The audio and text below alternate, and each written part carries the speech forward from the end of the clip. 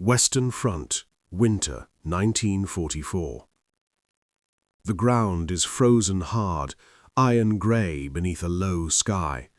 Snow clings to shattered hedgerows and the broken walls of a French village that no longer has a name on any map. Somewhere beyond the smoke, an engine growls, low, deliberate, mechanical. A German Panzer advances slowly along a narrow road, its steel tracks grinding ice into mud. Inside the tank, the crew trusts the armor around them. They have crossed kilometers of enemy ground behind plates of hardened steel. Rifles cannot touch them. Machine guns are irrelevant. Even most anti-tank guns require distance and preparation. Then, at the edge of the street, barely 30 meters away, a single American infantryman steps forward from behind rubble. There is no artillery barrage, no warning shot, just a sharp flash and a hollow roar. The projectile strikes the side armor.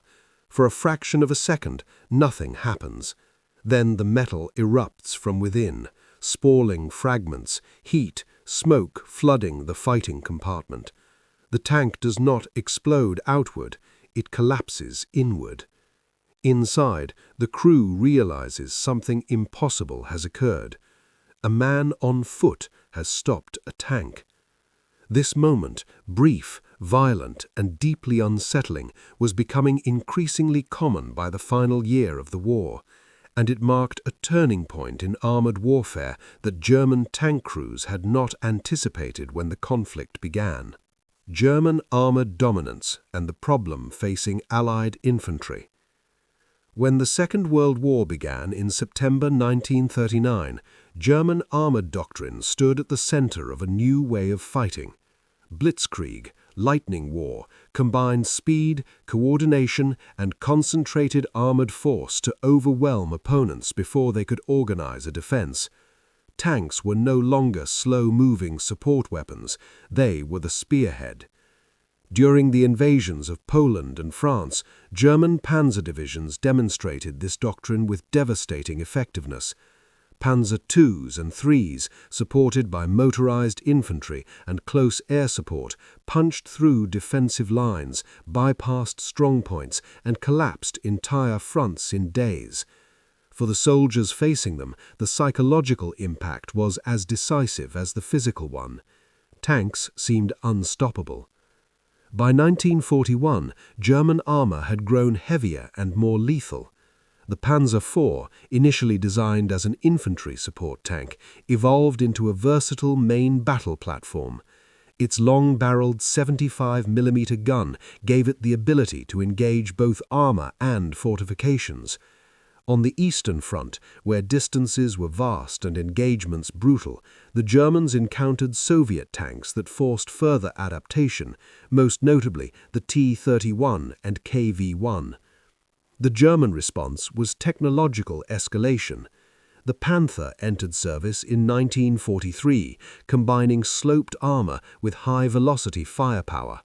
The Tiger I, introduced earlier, carried thick vertical armor and the feared 88mm gun. These vehicles were not produced in overwhelming numbers, but their presence shaped the battlefield. Allied crews and infantry learned to fear their silhouettes. For German tankers, armor became identity. Training emphasized trust in steel, coordination within the crew, and dominance over infantry. Tank crews were taught that enemy foot soldiers were dangerous only in numbers or with heavy support. A lone rifleman was not a threat. This belief was reinforced repeatedly during the early and middle years of the war. Allied infantry doctrine, by contrast, struggled to keep pace with the armored threat. Early anti-tank measures were blunt instruments. Towed anti-tank guns were effective, but required setup time and exposed crews. Anti-tank rifles quickly became obsolete against thicker armor. Mines were useful defensively, but limited in mobile warfare. By 1942, American and British infantry units faced a persistent dilemma: how to stop a tank that had broken through without calling for artillery or air support. Close-range solutions were improvised. Grenades were bundled together. Molotov cocktails were thrown at engine decks. Soldiers were trained to aim for tracks, vision ports, and rear armor, tactics that demanded extreme courage and often resulted in high casualties. The psychological imbalance was stark. A tank represented protection, firepower, and momentum. An infantryman facing it at close range faced noise, vibration, and the knowledge that a single machine could end his life in seconds. German tank crews understood this dynamic and relied on it. They advanced with confidence, assuming that enemy infantry would scatter or freeze. This imbalance shaped the early war. It also shaped German expectations. By the time the United States entered the conflict in force, those expectations were deeply ingrained. German crews had adapted to stronger enemy tanks and heavier guns, but not to the idea that a single infantryman could reliably destroy a tank without preparation. That assumption would soon be challenged, not by a new tank, but a compact weapon designed to be carried on a man's shoulder, an answer to a problem Allied planners could no longer ignore. By late 1942, Allied planners understood that the problem of German armor could not be solved by tanks alone. The battlefield reality was clear: infantry and armor were inseparable. When tanks advanced without infantry, they were vulnerable. When infantry advanced without a reliable anti-tank weapon, they were exposed.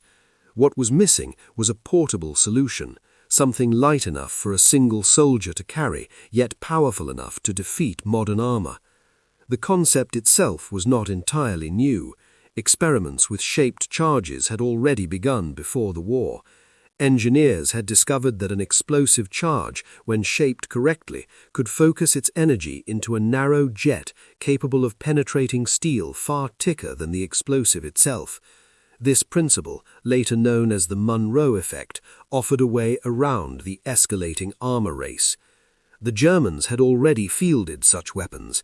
In 1943, they introduced the Panzerfaust, a single-use, shoulder-fired launcher that could knock out even the heaviest Allied tanks at close range. Later came the Panzerschreck, a reusable launcher inspired directly from captured American designs. These weapons confirmed a dangerous truth: the age of invulnerable armor was ending. The United States reached similar conclusions through its own research channels. At the Aberdeen Proving Ground and other testing facilities, engineers worked alongside physicists to translate theory into something soldiers could actually use under fire. The result was the rocket launcher M1, quickly nicknamed the Bazooka after a novelty musical instrument popular in American culture. The Bazooka was simple in appearance: a steel tube just over 5 feet long, no elaborate sights, no protective armor. But inside that tube was a rocket-propelled shaped charge capable of penetrating more than 3 inches of armor, enough to destroy early and mid-war German tanks if employed correctly. Early versions had flaws.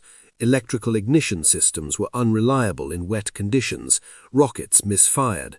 Backblast was a danger to the operator. But unlike earlier anti-tank weapons, the bazooka placed lethal power directly into the hands of infantry. It did not require a crew. It did not require emplacement. It could be fired from behind cover.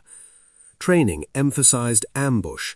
Soldiers were taught to wait, to let the tank pass, to aim for side armor, rear plates, or the thinner sections near the engine.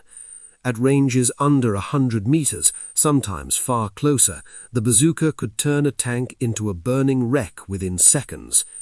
At first, German intelligence dismissed reports of the weapon. Early encounters in North Africa in 1942 and 1943 involved lighter tanks and sporadic use. Losses were attributed to mines or artillery. The idea that a shoulder-fired weapon could reliably destroy armored vehicles contradicted years of battlefield experience. But as the war shifted to Italy and then northwest Europe, encounters multiplied. The bocage of Normandy, the narrow streets of towns, the hedgerows and forests all favored close-range fighting. Tanks were forced into predictable paths. Infantry armed with bazookas waited in silence. German crews began to notice a pattern. Tanks advancing confidently into what appeared to be lightly defended positions were suddenly disabled. Armor was not shattered outward, it was pierced. Internal explosions ignited ammunition or fuel storage. Crews had seconds to escape, if they escaped at all. This was not just a tactical shift, it was psychological.